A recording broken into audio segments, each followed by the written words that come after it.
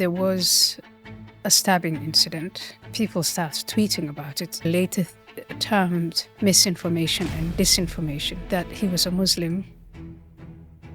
That's the more details that are revealed, the more it looks like it's the government that's covering things up. Real hardened criminals were let out in order to put in people who are, communicating about this. Instead of finding these men and civilizing them, these governments manipulate the data, hide the data. I mean, it's weird. How do you think this is going to end up?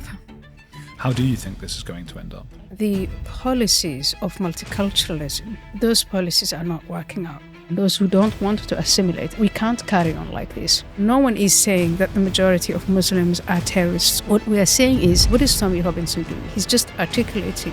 Theo van Gogh was a famous Dutch director. His perpetrator, Mohammed, shot him and then left a long fatwa pinned into with a knife, and that letter was to me.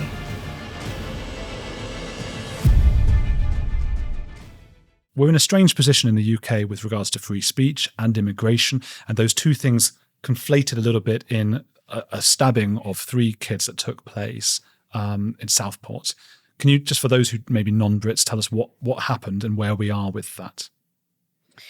Well, what I know of the story, and I published it on my own platform in the summer, is that there was a stabbing incident. It was perpetrated by a minor. It happened in Southport. And very quickly, as the event was unfolding, or just as the perpetrator had finished stabbing the 3 little children, they went to a Taylor Swift-themed event for little children. Anyway, as the event is unfolding, or just as it's finished, people start tweeting about it and communicating about it on various channels of social media. And a few details are shared that were later termed misinformation and disinformation. For instance, that the perpetrator was an asylum seeker. That was wrong. That he was a Muslim. That's, by the look of it now, I mean, we're speculating, but the little details that are coming out now, it may be true that he is a Muslim, probably a convert. But in any case, what happened was, as this information was swirling about, the British government responded by rounding up individuals who were communicating on social media and who had taken part in these riots. And then these people were swiftly tried and locked up and put away, for some of them as many as 2.5 years. And even, I mean, the crazy thing, I was in America reading about this story where it says the United Kingdom doesn't have enough prison spots. And so real hardened criminals were let out in order to put in people who are, communicating about this. Now, this is not to say I approve of riots and that sort of violence. It's all wrong and deplorable, any kind of violence against innocent people.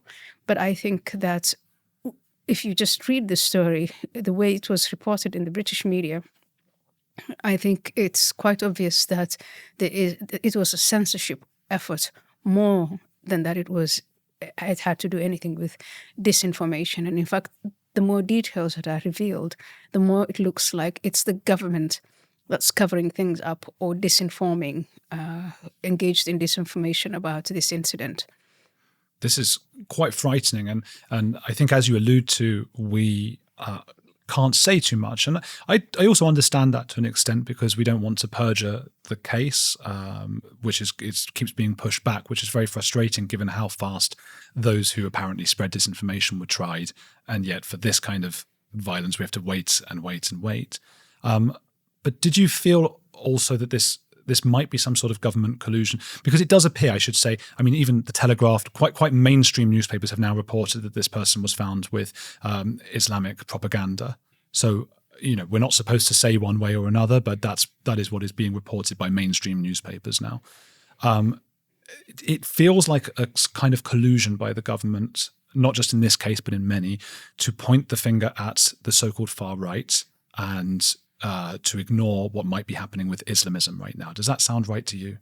It sounds right to me. And I think more importantly, what sounds right to me is that government policies, not just this government, but even previous governments, and not just in Britain, but also in other parts of the West with large Muslim populations, the policies of multiculturalism, meaning that minorities can live and establish themselves in the host country without really having to adopt, I would say, the national values and customs, that those policies are not working out. Whenever you say to somebody who likes those policies, I try to say to them, before even talking about multiculturalism, what do you think of all the English people who go and live in the south of Spain and they don't learn Spanish and the Spanish people hate them and they go, oh God, it's terrible, they don't even learn the language. And then you can say, and what about when people come here and don't do it? And then they're in a bit of a bind. And then exactly. But so we've been told for many years diversity is our strength. And multiculturalism is, it's the best policy.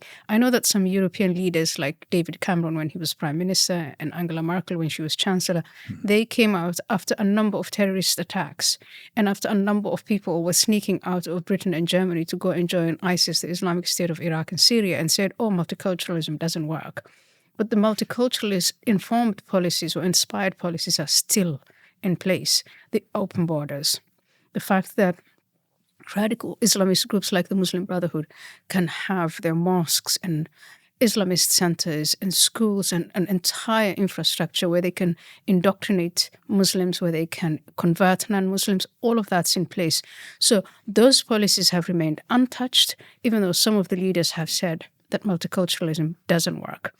And so in my experience for the last 20 years, what I've been seeing is when things go bad, when there's a terrorist attack, or like in Southport, when a case like this occurs, the authorities seek to either downplay it by saying it's only an individual, it's only a fringe group, it's not a big problem, there's nothing to worry about here. Look, the majority of Muslims are fine people, which is true, but which is completely irrelevant.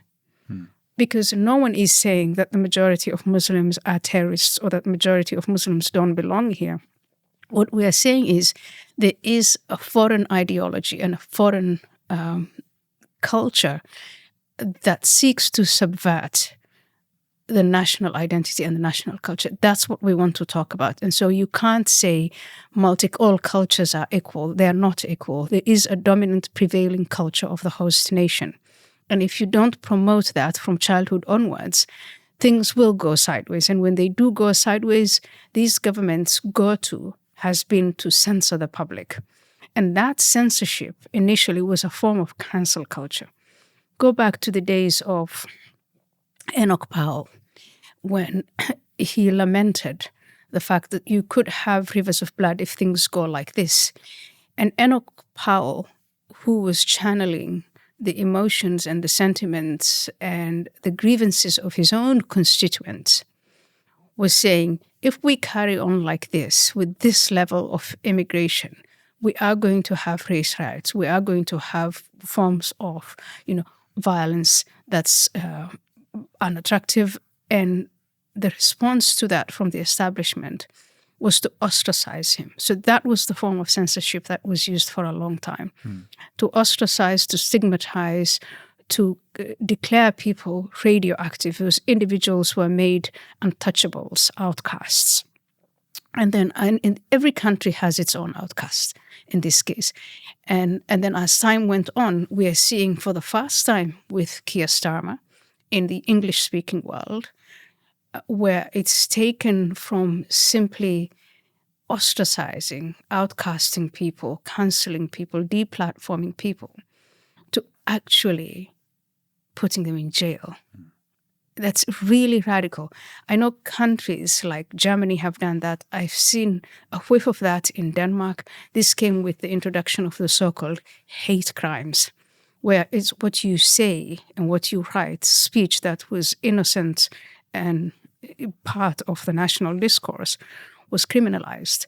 And now you have the absurdity in Britain, for instance, where a journalist, I think it was Allison Pearson, finds herself on Remembrance Day visited by two cops saying that they've come to her house to talk to her about a non-hate crime. This is beyond Orwellian. Yeah. Yeah. How did we get to this point? Is this to do with encroaching Islamism in the country, this kind of blasphemy laws and things like that? It has to do with encroaching Islamism, but it has to do with a choice we made, which was, I grew up in Africa. And when I was growing up in Africa, nation states were being formed, and these various tribes that often were antagonistic towards one another were put together within a so-called nation state. And the idea was, now there's going to be a country called Kenya and a country called Somalia and so on. And the tribes within these countries were encouraged. They didn't speak each other's languages. They were hostile to one another. They had very different, locally, to you, they may all look the same. But on a local level, the differences seemed to be much greater than the similarities. The nation building was all about an insistence on what unites us, an insistence on a national anthem, on a national flag, on a national military, on a national destiny. You know, they even tried, I lived in Kenya, to develop a national language. English was the first language and Swahili was the second language, and the tribal languages were suppressed. I come to the West, they have these wonderfully formed, established nation states where almost all hostilities between various tribes is quelled. And then suddenly, from the 60s onwards, they embark on this diversity is our strength utopia, this whole multiculturalist where you bring in more and more ethnic minorities, and many of them are Muslim. And it's just as radical political Islam is taking shape and rising and spreading across the world right around that time. Western countries like the UK started to implement this multiculturalist nonsense, decrying Western civilization, saying, you know, Christianity and is a religion just like any other, and even suppressing it, in fact, in many ways. And that, I think, was a mindless and, in hindsight, incredibly dangerous policy path that has now brought us where we are, where the governments can't backtrack on the policies. The scale of people who live here from Muslim-majority countries, who have had children who are born here and raised here and radicalized here, that we can't simply pick up and remove, is so big. We get incidents like the one in Southport, but not just that incident. We've had lots and lots of terrorist attacks. You have here an organization called Prevent, and its job is to monitor terrorist plots, potentially perpetrated by Islamists, but now they've decided that they were going to distract themselves away from that and go after phantom far-right figures. Ugh. But no matter. Have you ever wondered what happened to the legendary Chuck Norris?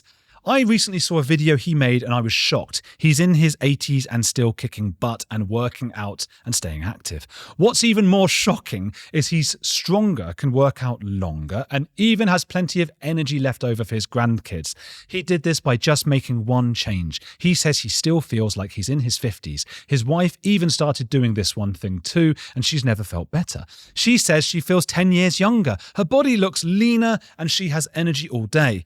Chuck made a special video that explains everything. Make sure you watch it by going to today's sponsor, chuckdefense.com/heretics, or by clicking in the link below this video. It will change the way you think about your health. Once again, that's chuckdefense.com/heretics, and click on the link in the description below to watch the video now. You won't believe how simple it is. Just a reminder, the legendary Chuck Norris is a whopping 84 years old and yet has more energy than me. He discovered he could create dramatic changes to his health simply focusing on 3 things that sabotage our body as we age. Watch his method by clicking the link in the description box below, chuckdefense.com/heretics.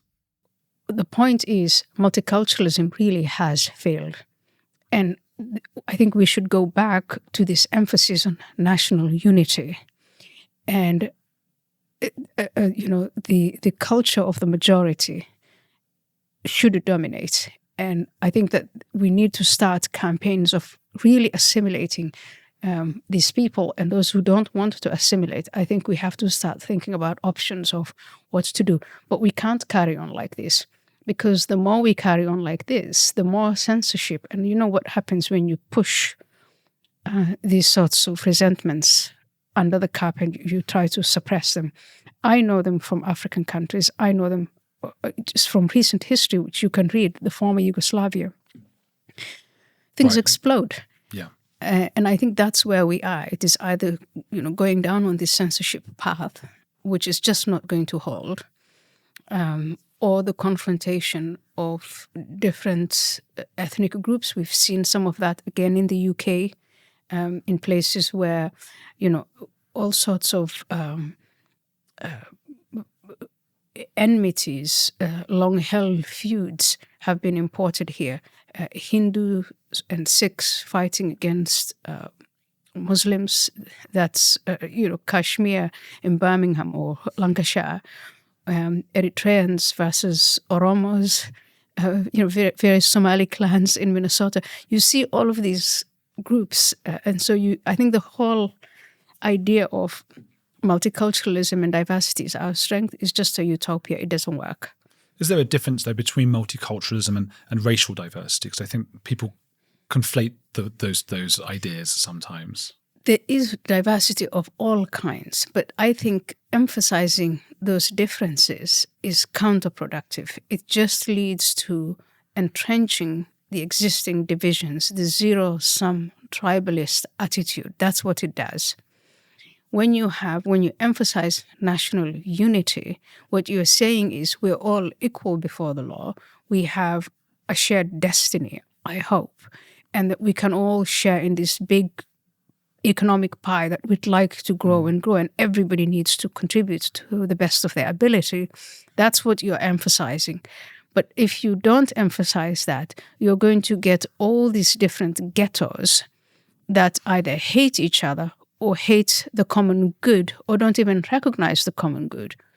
And I think that's where we are now. And I think in America, at least, we've rejected that. And it's easier maybe to reject it in America. But this latest election is many, you read many things into it. It was about the economy and inflation. It was about borders. It was about all of these other things. But it was also a rejection of identity politics. Interesting. I guess the reason I ask is because I wonder if Enoch Powell, for example, would have liked the idea of you, a black woman, and me, a Jewish man, having this podcast discussion in the UK and being part of the UK. There are people out there who might not like I think Enoch Powell, I'm not speaking for Enoch Powell now, but I think just given what I read of him, I think he would not in the least have minded you being a Jewish man here and me being, a black woman, a black immigrant woman. I think he would have, again, just from what I know, he was communicating the sentiments of his constituents who were saying, this is our country. These changes are happening, and they're happening at a pace that we can't cope with. And that was correct. Mm-hmm. And that wasn't listened to. And so it's now the problems are getting bigger and bigger and bigger. And you can have an immigration policy that is a win-win, that is a win for the immigrant and a win for the host society. But that is not the immigration policies that European countries implemented. You were talking about the issues with free speech at the moment, and I believe you got in trouble on Instagram recently. I don't use Instagram. At least maybe it was Yasmine. I didn't get to read entirely. Yasmine Mohammed. Yes. I think maybe she shared something of yours. Maybe that's what it was, and then she got like banned or something. I don't know. Yeah, maybe that's why I don't use Instagram. Because they'll ban me, even they'll ban my work if it's quoted by someone else. I'm not sure about that. I do use a lot of X, what used to be Twitter. And after Elon bought it, it's become a much more attractive platform for actual free speech. But I think this banning, I think it's very interesting for you perhaps to watch the way the Democratic Party is trying to cope with the fact that they lost the election. And what keeps coming up over and over again is that things within the party were not allowed to be said or discussed. They were shut down. And that's what's wrong with it. You lose when you refuse to have a conversation about difficult issues. Mm-hmm. They're all leaving X now as a protest. They're going to something called Blue Sky. And somebody wrote something I really liked how it was written, and it was that they're not leaving because their voice is censored. They're leaving because your voice isn't censored. And I thought that was really interesting. Like, people are leaving, like The Guardian, because the rest of us are not censored. They want more censorship. Because they were looking for a church, and they want to be in an echo chamber with everyone who agrees with them. And they've now realized that they can't have that on X. And so they've built their own little temple of, I would say, suffocating censorship, where they can all agree with one another. And then one or two people who disagree, then those ones will be kicked out and are welcome back to come to X. One thing about free speech that people don't realize is, if you don't like the expression, whatever it is, a text or a voice or a song or a movie or a sculpture, anything, you have full freedom not to look at it, not to read it, not to... People don't realize that. And so I don't think it's their own loss. I don't think that the people who are left on Twitter care that much. I don't think Elon Musk cares that much. I've read some of the comments, and it was good riddance. And that means the people who will be left on the platform are the people who can take the heat, who want to have real discussions. Unfortunately, there'll always be people there trolling and saying disgusting things about different groups of people. If it is false, we have the community notes. That, I think, is also another way of dealing with misinformation, disinformation, which is basically, we used to call it lies, is produce the facts and counter it that way, but don't counter it by bringing the government in to shut down discourse. Yeah. It's ironic. I don't think they realize that they're joining something called Blue Sky, which famously was used by L. Ron Hubbard, the cult leader of Scientology, because he wanted to sell people a piece of blue sky. The joke of that being that it was nothing. Blue sky is just there for free, but he wants to sell it to people. And they're now joining something called Blue Sky. I don't think they realize the cultish parallel there. Yeah, it's just drawn to cultism. They're drawn to people who just want to agree with them and see everything from their point of view, who hold their ideology, and who want to impose it on others. This is the interesting aspect of it, is imposing it on others, not through debate, not through discussion, but through groupthink, through ganging up and piling up on people and threatening to cancel them and do all of it. And with this election, again, things were building up in America. The tension was building up and up and up, and then it exploded, luckily for us, in an election outcome and not in bloodshed. Not every society is that fortunate. And so now those people who left, the ideologues, the subverters, they can go to blue sky, red sky, green sky, who cares? Let them go to wherever they can soothe themselves with whatever they believe in. It's a shame for us, though, I think, because we want plurality of opinion and thought on social media. I don't want X to become a centrist or a centre-right echo chamber. I think the likelihood of that is, in my view, it's very small just because of the sheer scale of it. Look, you have center-right people there, you have center-left people, you have a lot of sane people. I hope most people there are sane. And then you'll have the fringes. And for us to have that platform, I think we will have to tolerate the fringe. You know, what you get is the big tent conundrum. The bigger the tent, the more people in it, the higher the likelihood that, you know, some of these opinions will be really, truly extreme. Yeah. But those are not the people with power. They don't hold government power. They don't hold any kind of... See, all the time, I'm far right, far right, far right. I haven't really come across any properly organized far right, like far right in the true sense of the word, you know, the white supremacist neo-Nazis who wants to kick all black people out of the country or enslave them or whatever. Those people exist, but they're such a fringe. And politically, culturally, socially, they're losers. They're pointless. No one listens to them. They don't have any power. So it's pointless to fret about them. Who we really need to fret about are the people who have taken over, for instance, the Democratic Party, which is, until just before the election, the Democratic Party in the United States was the second most powerful political party in the world after the CCP. Right. And so if you have people there, the Democratic Party in government during the Biden years, freezing people's accounts, shutting down discourse, pretending through, you know, phantom disinformation and misinformation, censoring people, using the justice system to go after their political opponents, I find that much, much more frightening than some fringe guy in Alabama wearing a swastika. Yeah. That's what I've tried to explain to people as well. And I wonder if, just on an individual level, you being black and me being Jewish, just you sort of become aware of that. I mean, I know as a Jew, I was told my whole life, look out for Nazis, you know, look out for the next Nazis and the next time it's going to happen. And I can say this with a lot of confidence that the Jewish community in the United Kingdom, there's a few 100,000, and in the States are very aware that it is not coming from the right.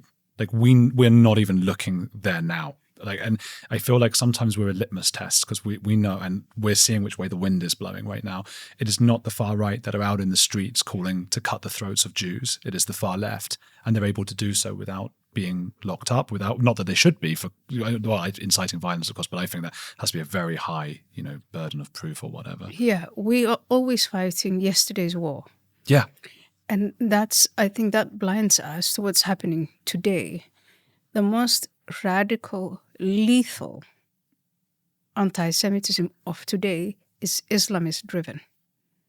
It's an Islamist regime that is trying to build a nuclear weapon to eradicate the only Jewish state. It's the one that's investing in proxy regimes all across the Middle East to annihilate, to demonize Jews in general, not just Israel. It is the Muslim Brotherhood, a Sunni Islamist group in the United Kingdom, in the United States, all over Europe, that's preaching that Jews are pigs and monkeys and that they ought to be killed, that they ought to be demeaned and marginalized. That's happening. That's all coming from Islamists. So the most lethal anti-Semitic movement of the 21st century is Islamist.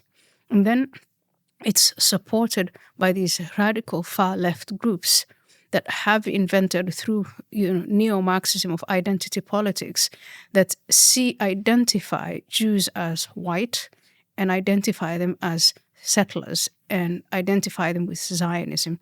So those two combined, the far-left identity politics movement and the Islamists, that's the most lethal anti-Semitic movement. The far right has not disappeared, but it's there. But it's defanged, and that happened in the decades after the Second World War. It should not come up again. It should never come to rise again. It's there. But I would say if I were to list my priorities, I would go after the most dangerous one. October 7 was not perpetrated by a far-right group. It was perpetrated by Islamists, and most of the victims were in fact leftist. Often the case now. I went to see Tommy Robinson when he was in the south of Spain, And he's very pro-Israel, pro-Jews. So again, I just felt like this is not the danger right now. This is somebody who I think has been demonized and told that he's a far right. He's like the man who is supposed to be the racist of the world. And I haven't seen almost anything racist that he said. At least one or two slurs. It doesn't seem like the biggest, most horrible racist of all time. I don't know Tommy Robinson. I haven't met him. But the more I find out about him, the more courageous I think that he is. He is someone who stood up within Britain and refused to be silenced. And all of the things, I listened to your podcast with him, and everything he says in that podcast is a reflection of what hundreds of thousands of Europeans think. And initially, again, the method was used of stigmatizing him, of calling him racist, of trying to make him radioactive. And that didn't work because the issues he's talking about are scaling. More and more people are affected. More and more young women in Britain find themselves assaulted, harassed, sexually harassed by immigrant men. More and more children are groomed. More and more Muslim women. It's the one thing that we've now completely stopped talking about. Honor killings directed at Muslim women, which he refers to in your podcast. More and more ex-Muslims feel frightened. It's the scale, the sheer scale of the people who are affected by the problems he talks about is gaining ground. And so now, instead of just ostracizing him and trying to silence him by calling him far-right and racist, these are terms that have now become wholly ineffective. The next thing is to arrest him, find pretexts to arrest him and put him in prison. And it's not going to go down well. And it's not. It's absolutely crazy. And they accuse him, the other thing is they accuse him of being a Mossad agent and being paid by them.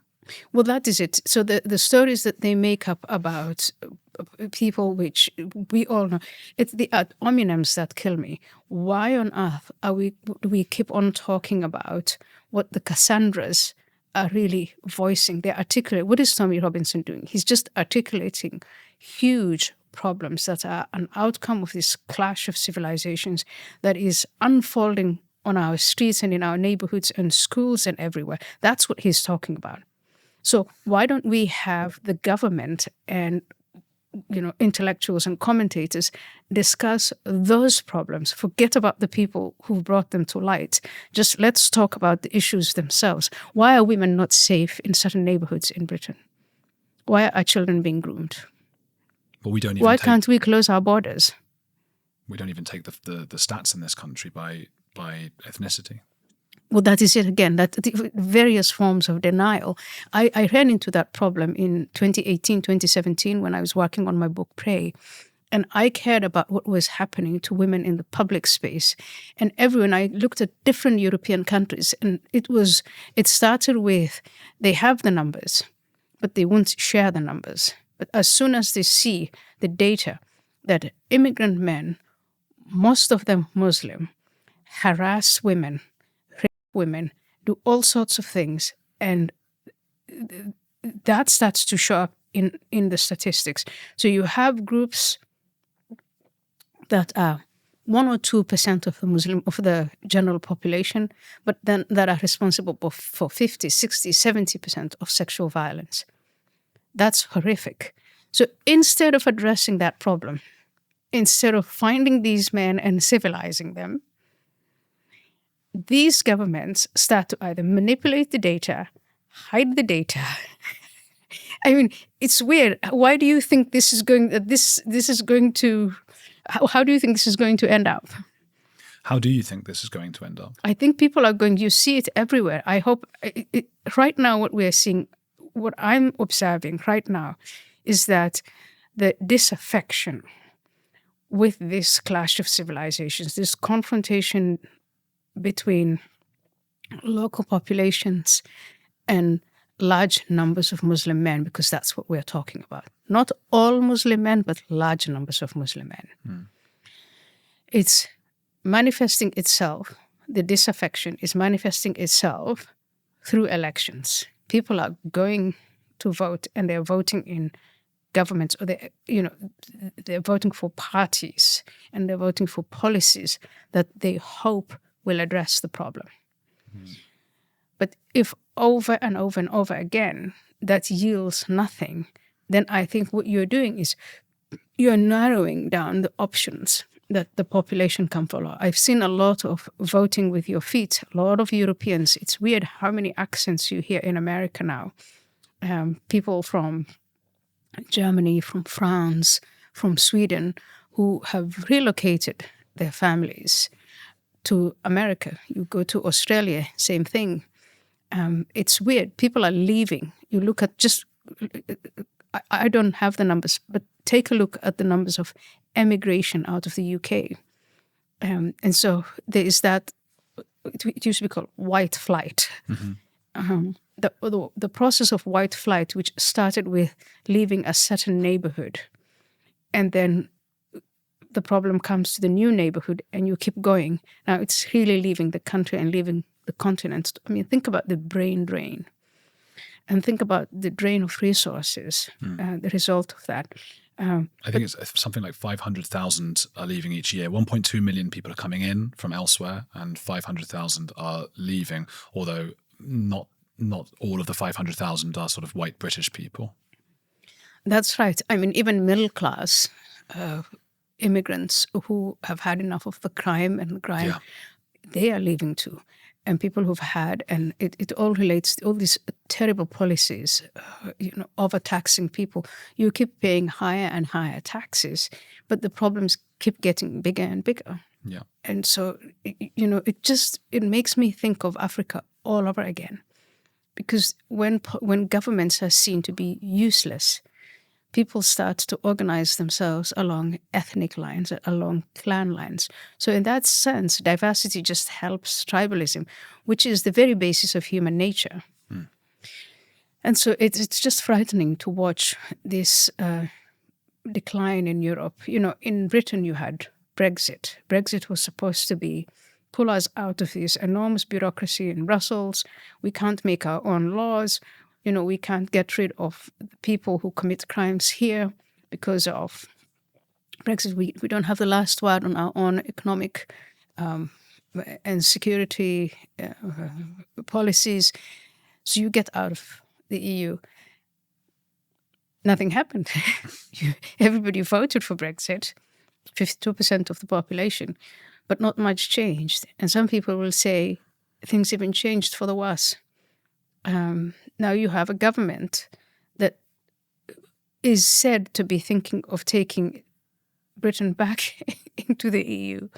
The contempt for voters in many Western democratic countries is really staggering. It's just like they're stupid racists, is what they think. Stupid racist. And then they start chanting and exclaiming about how democracy is in danger when actually ignoring democratic outcomes, that's undemocratic.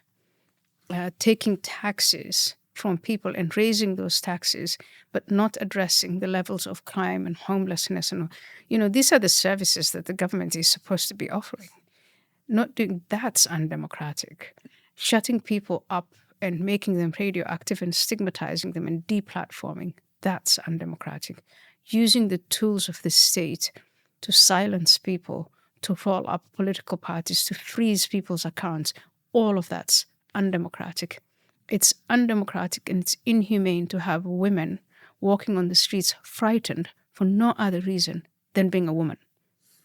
It's inhumane to have the same thing with Jewish communities all over Europe. You've seen the incidents in Amsterdam, you've seen the incidents in the UK, in France, in Belgium. Jewish communities in Europe are scared for no other reason than just being Jewish. That's all very undemocratic. This is such a staggering failure of governments in Europe, and I don't know how long this is going to go on. I don't know how long it can go on. Peter Boghossian said to me, and I don't know if this was slightly facetious, I don't know, but he said, you guys, you've got to just give the country to the Muslims and go. Just make a deal with them and go and leave and go to Texas. And I said, that's ridiculous. And he was, I'm deadly serious, but I don't know if he is. we obviously can't actually make a deal with the, that's ridiculous. But how far is he in that sort of apocalyptic or dystopian vision of England, of that many people leaving, and it does become an Islamic state? I think Peter Boghossian is just dramatizing what we already see. And it's, for you who live here, you know how dramatic it is. But what you fail to see is, when you come from America, when you come from outside of Europe, and then you see just all these Kafkaesque traps that have been laid down where the population can't talk themselves. You can't just use conversations and peaceful organizing and peaceful protests and elections to fix things. I think that's what every American, that's what Peter is referring to. Every American who comes here thinks, but why can't you make these changes? For us in America, this last election, the lead up to this election, it felt that way. I belong to the group of people who thought if Kamala Harris were to win that election, that would be catastrophic for America. And so there was the gearing. If that's how you felt, then you had to get up and vote, and you had to get everybody else and encourage them to vote. So we've had an election, and we have a sense now disaster has been averted. We have a chance at making things good and in giving government back to the people. In Europe, I don't know. I watch, again, election after election. The voters are loud and clear. They couldn't be clearer. But the policies don't change. It's so infuriating. Yeah, it is, isn't it? It just makes you feel powerless and really sad. It's tragic. I mean, Europe is the cradle of Western civilization. And it's really, really sad to see places like Britain where you are locked up for a tweet. And you have policemen showing up in front of the houses of journalists about a tweet of last year where they say, we won't tell you who the accuser is. We won't even give you the content of the tweet of what you're accused of. This is insane. That's Kafkaesque. And as you alluded to, when they let people out of prison, I mean, I believe I'm right in saying, at least I know Musk, I think, tweeted something about this, that some of these people let out may have been abusers of children. Well, they were in for many years. They were abusers of children. They were burglars. Maybe, who knows? They had to clear up. I mean, the fact that you don't have enough prisons for crimes that are committed, this explains, again, when I was writing that book, many of the senior policymakers I spoke to who are very unhappy with the way things are were saying, I was very angry about the penalties that were meted out to some of the perpetrators. So you take part in a gang rape, and that ends up in imprisonment of 6 months, sometimes even acquittals because things go wrong. Excuses are made on cultural grounds, and they're given 2 weeks of community service. I mean, why is this happening? And many of them said, because the prisons are full. Others in France said, they go in as rapists and they come out as terrorists. So the prison population is taken over, has become a place where you radicalize people, and therefore it's unattractive to send perpetrators in there. You see, you have layer of a layer of a layer of problems that these governments just don't know how to address.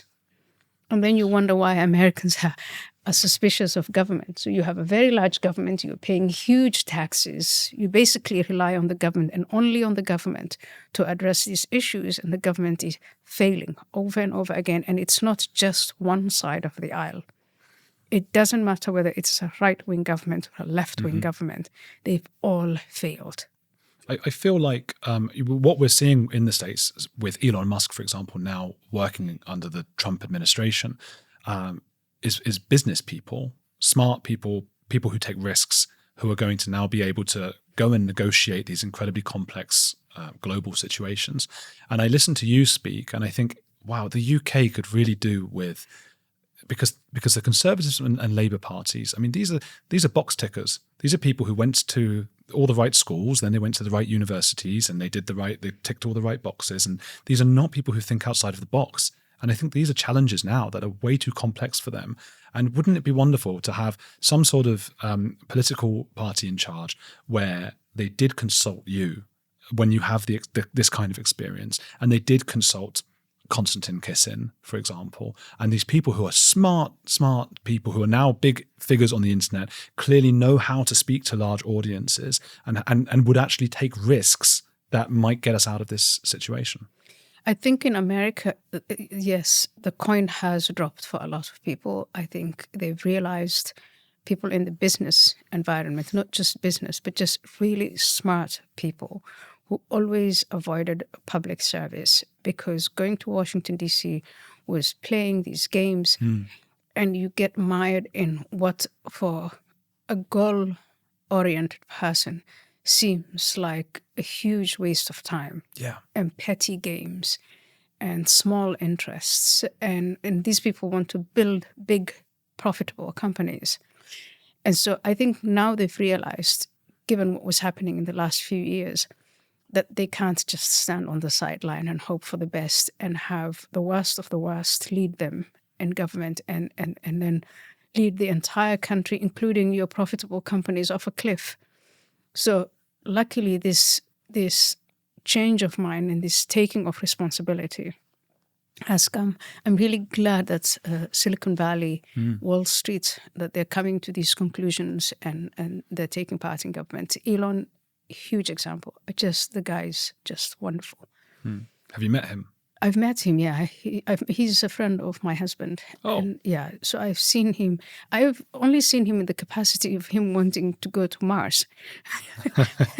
And was absolutely delighted when he decided he was going to buy Twitter and got interested in the concept of the freedom of speech. And I'm sure he must have run, as he says in some of these interviews, he must have run into some of, the bad sides, the dark sides of government.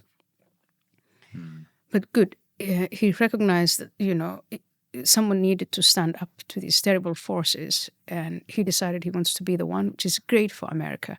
And I think maybe even great for Europe, because sometimes he does tweet a thing or two about what's going on in Europe and what goes on here in Britain, in Italy, in Germany.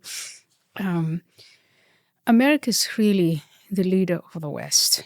And if things are turned around there, I think a lot of soft power can be used to pressure governments here to do the right thing. And I hope that that happens. I know that many of my American friends right now are saying, let's just focus on America. It is America first. We have our schools that are a huge disaster to focus on in fixing. We've got to fix our economy. We've got to fix our borders. We just don't want to look over our borders. But I hope and pray that they look into helping out Europe, because I really don't think, I don't know, maybe the clever people, the clever Brits, the clever French, Swedes, that they'll stop running away and come back and run for office and participate and take over and repeal these terrible laws that we have in place and withdraw from these terrible treaties. The Geneva Convention of 1951, it's not the way it's abused now. It's become really a system of generating slaves. It's a lot of people. It's modern slavery when you read about it. It's large numbers of people in the developing world, in the third world, who are lured, who think that through the asylum system, they can come to the West and lead economically happy lives. And they don't realize on the way that they are abused, that their money is taken away from them from, drug traffickers, people smugglers, prostitution rings. And then when they come here, they get put to work without any payment because they're illegals. And you just see a very handful of them in these hotels and asylum seeker centers, but large numbers of those people, you don't know what's going on with them, and it's not pretty, and it's happening right here in the countries that invented human rights. And so the Geneva Convention has to be completely revised and I think nationalized. Every single country has to decide to have its own asylum laws that it can control and that jives with its own, national interest. And then for Europe, it's the ECHR. Britain withdrew from the European Union, but is still party to the ECHR. And so you have people here that commit crimes that you can't deport. And I think the only way to change things around is for everyone now, especially the middle classes, to start taking part in this, as it's going to ruin their societies. Do you think we should deport immigrant criminals? I think we should deport immigrant criminals. Deportation, I think, is one of the most, if not the most, effective deterrent. Think about it. If you come from, I don't know, Syria, Iraq, or even Senegal and Somalia, you have paid, you had to have money sent to you from relatives from abroad, or you've sold something precious to give to a smuggler to get you to come all this way. And then once you're here, you commit crimes and you get away with them because of the ECHR laws that the criminal doesn't even understand. And treaties he doesn't understand. They probably think it is the hand of God that's keeping them here. And so what you do is the deterrent, and a deterrent is not just, it doesn't apply to the perpetrator you're dealing with at that moment. It's also the buzz that gets out all over reverberates all over the world through social media and online that says, hey, if you commit this crime, you're going to be deported because so-and-so was deported and so-and-so was deported. That becomes the buzz. Right now, the buzz is you can do whatever you want. You can rape, you can steal, you can burglarize. They'll give you 2 weeks of community service, or they'll send you to a prison that's relatively comfortable with a television and hot water and great food, and you can exercise, and then you can come out of that and you can do it all over again. That's the buzz. And it's no deterrent, and it means when we don't have that it's not a deterrent, it's the opposite. It's an invitation to crime. It's an invitation to do awful things. This is why I don't understand some of the policies of these governments, is that if the governments quit demonizing the people who talk about the problems and would themselves do what they ought to be doing, they're going to see that a lot of these solutions are actually not that, they're not that complex. It's just a matter of applying them. It's standing up to the bullies, standing up to the perpetrators of these crimes. It's really making a selection of who you want in the country and who you don't want in the country. And those you don't want in the country, you get them out. I've been fortunate enough to be speaking at the same event as you twice this year in America. Firstly at Dissident Dialogues in New York, and then we were in Miami for another event. I don't know, it's quite secretive, isn't it? I don't know if we're supposed to even say. Do you remember there's all emails being like, oh, no one says what happened, or are we allowed to? I think we can say it's publicized online, actually. So that was Hereticon in Miami. And they were wonderful both times. And the second time you were talking about something called the Muslim Brotherhood. Tell me a little bit about that. The Muslim Brotherhood is an Islamist movement with several organizations and lots of groups that are affiliated.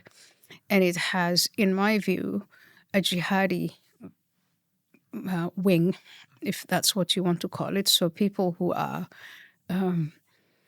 inspired by and educated by and initiated into the ideology of political Islam, who then go on to form military wings like Hamas and Al-Qaeda and the Islamic State.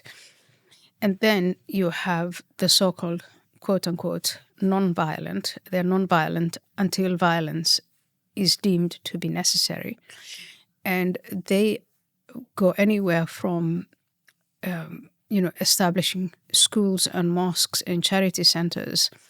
And again, their objective really is to change societies, to Islamize societies so that Sharia law is applied. So it starts fast. The Muslim Brotherhood was founded by Hassan al-Banna in 1928. And he was responding to the central question at that time, at the fall, when the Ottoman Empire collapsed. And the central question was, what went wrong? Why did we collapse? And there were people at the time who were saying, because we were left behind by the West. The West advanced in terms of their militaries and their economies and science, and we ought to catch up. And a big example of that, the most famous example, is Kemal Ataturk. And so when the empire collapsed, he agreed to have Turkey as a nation state. But then that's not how everyone responded. Others said, no, the Ottoman Empire, the Caliphate, the Islamic State collapsed because we drifted too far away from the pure teachings of the Prophet Muhammad. And so we have to adopt and we have to revive radical, pure Islam. And then everything Islam is the answer. That was the problem is what happened to us, the collapse. It's secularism, it's drifting away. Islam is the solution. And ever since they've been seeking to Islamize first Muslim societies that they thought were not Islamic enough. That Sharia law it had become too modern. And I think to a certain extent they succeeded because they were working bottom up through families, schools. They always say, the Muslim Brotherhood, we make the individual first, then we make the family, then we make the society. And they know that this is a long-term goal. They're playing the long game. And in their own countries, in Egypt, and there's a Muslim Brotherhood, was a Muslim Brotherhood in Syria, in Jordan, in Iraq, all of these countries, as soon as they grew large enough to have an impact, they were a threat and were seen to be a threat to the existing authoritarian governments. And they were dealt with, they were put in prison, they were hanged, they were exiled. And then many of them came here to Europe. So they first established themselves in Switzerland, in Germany, in the United States, and later in Britain. And they made use of all of these freedoms we have, freedom of speech, freedom of religion, freedom of association. And they have been able to really establish these incredible networks now for Islamizing. And we don't have any, to this day, we don't really have any laws in place to stop them or to deal with them. And so it's a conundrum. But that's the Muslim Brotherhood. Their effort is to Islamize, and this is what they say. They want to Islamize, for instance, Britain, France, Germany, even America. And they have a different method. The da'wah method is through invitation to come to the religion by converting people, but also through settlement, by bringing in more and more Muslims, encouraging Muslims whom they have then initiated into their doctrine to have as many children as they can. And because these are democracies, and then you just participate in the democratic process. And as you participate in the democratic process and you build up majorities over time, you simply take over. And with people in Britain and in Europe leaving, and this is why I think emigration and not having babies is literally so vital.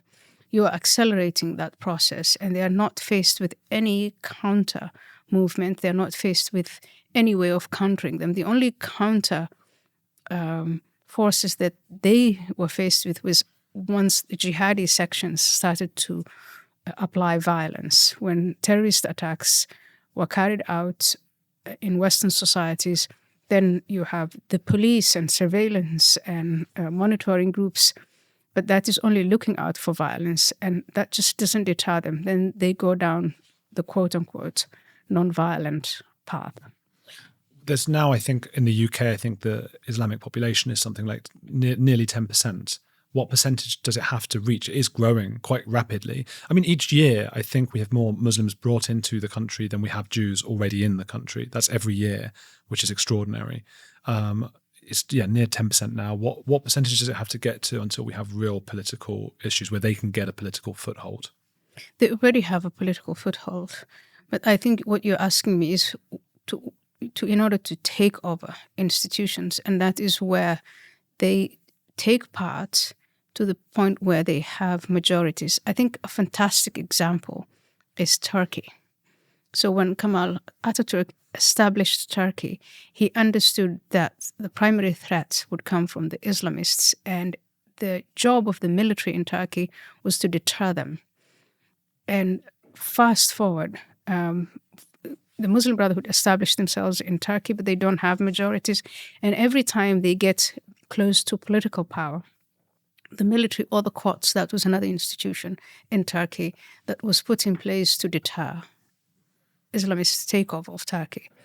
But then when Erdogan comes to power, he starts out as a mayor in Istanbul, and he starts to express his thoughts. That lands him in prison. I think he had shared a poem or something. And when he comes out of prison, he changes his tune. He's, I think, the shining example of someone who uses the method of participation, take over through or conquest through the method of participation. He basically takes part and bides his time. He's famous for saying democracy is like a bus or a tram. You take it until to the stage that you want to, and then you take over. And with the help of the EU, and I don't think the EU did it consciously, but when he got majority and was in power, he started running on campaigns to bring the Turkish military under civilian rule. That was a very clever move. And as soon as he did that, and again, he was making the argument that it's wrong for a military to stand above civilian rule. But the point of the Turkish military was to make sure that Islamization doesn't occur. But as soon as he achieved that, then he started throwing military generals in prison and Islamizing the military itself, and then the courts. And then there was an attempted coup not so long ago. And he used that moment to purge anyone whom he thought of as anti-Erdogan out. And so now you have a NATO member, Turkey, that is led by a Muslim Brotherhood government. So for me, that is the most successful Muslim Brotherhood-led effort to take over a state. That's really scary. Yeah. And that could be the future of Britain and Europe. Yeah, but you've seen how it happened. He didn't wage major wars. And that is, I think, where the demographics, the numbers simply play a role. You see, even in countries like Amsterdam, like the UK, some of these political parties, centre-left parties, you have Labour here, they kowtow to the Islamists. They are pushing for the banning of Islamophobia. That's basically speaking to the Islamist constituency. That's speaking to the Muslim Brotherhood constituency, Muslim Brotherhood-led constituency. I didn't want to ask at the start about your story because you've had to tell it so many times, but how much would you be willing to share now? Well, I mean, it's all out there. Like you said, I've been in public life now for quite some time. Everybody knows that I was born in Somalia, that I grew up in Saudi Arabia, Ethiopia, Kenya. I came to Holland in 1992 when I was 22 years old. I was fleeing a forced marriage. I came through the asylum process. I went and worked in factories and cleaning work, and I thought that's not very attractive. I became a translator, interpreter. I applied to the University of Leiden in 1995. I was admitted. I was done in the year 2000. And in 2001, I was working for a think tank for the Labour Party in the Netherlands, the Via de Beckman Stichting, when 9/11/2000 occurred, when the attacks in New York and Washington. And my response at that time was the response of a very small number of people, which was these men were motivated by the Muslim Brotherhood. Mohammed Atta was a member of the Muslim Brotherhood. Mohammed Atta was the lead guy. That these people were motivated by their faith and not by all the other lineup of material reasons that people were dishing out. That put me, I think, in trouble. I was asked in my capacity within that think tank to look into why immigrant Muslims in the Netherlands were not assimilating. And again, I cited Islam, I cited cultural factors as being more important than material factors, and in particular the suppression of women. And again, that put me in even more trouble. I switched parties. I left the center-left party and went to the center-right party. Of course, that's when I first was encountered with the, all the schemes and tools and tricks that the left uses to ostracize people who they see as traitors. So instead of addressing the issues I was talking about, they decided to silence me. But what was interesting was the other party that I moved to, the center-right party, once they were confronted with the numbers. And this is in Amsterdam, in The Hague. It's in 2006 in March. We had the local elections. And in those elections, the VVD, which is sort of the free market party, would have liked to be in charge of, take the mayorship of one of these cities, if not all. And they couldn't because the largest number of people were either foreign-born or the children of foreign-born. And I was asked at that time, can you please tone it down and perhaps even say Islam is a religion of peace, which was ludicrous. I was surrounded by 6 armed men. Oh. And I had said all sorts of things, what I thought about Islam. I had left Islam. So there was no way I was going to come out in public and say Islam is a religion of peace. And I think it was a relief for them when I said, it's fine, I'll just go. I'll leave the country, I'll leave politics. So that's kind of my story is, what do you call it, a one-track record or whatever, broken record, I think more. People know it in our circles, but there are a lot of people who aren't aware. I mean, even the issues you've raised today, they won't have ever considered them. The average person isn't listening to these kinds of podcasts. Well, I think the rise of podcasts and alternative media is very interesting. It's all of these issues I'm talking about were just salient 20 years ago, maybe even 30 years ago. But we had this so-called mainstream media where information is centralized and then the people in the media are too close to the politicians and policymakers. Mm-hmm. So you get only one lump of information that's been sanitized. That's how you're supposed to think about these issues. And thinking about these issues in any other way is blasphemous. And so I think what happened with the podcasts and all of these other alternative media, including Twitter, X, is all the other different perspectives are now open and we can have them. I can tell you openly, not only has multiculturalism failed, but changing the name multiculturalism to diversity is not going to fix it. Ostracizing the Cassandras is not going to fix it. It's the policies. And so we can start discussing, and that would really be the next phase to make it more interesting, is to bring into the podcast world what then are the solutions? If you and I were in government, how would we tackle this? I set up this, my podcast, whatever you want to call it, my little platform called Courage.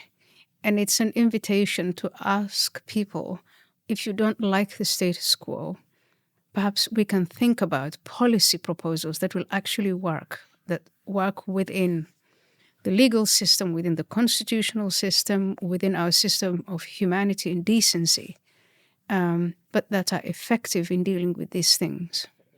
I think that's going to be a brilliant podcast. Are you able to talk about what happened in 2004, the end of 2004? Well, I talked about it and wrote about it, and it's kind of, became a life-changing life.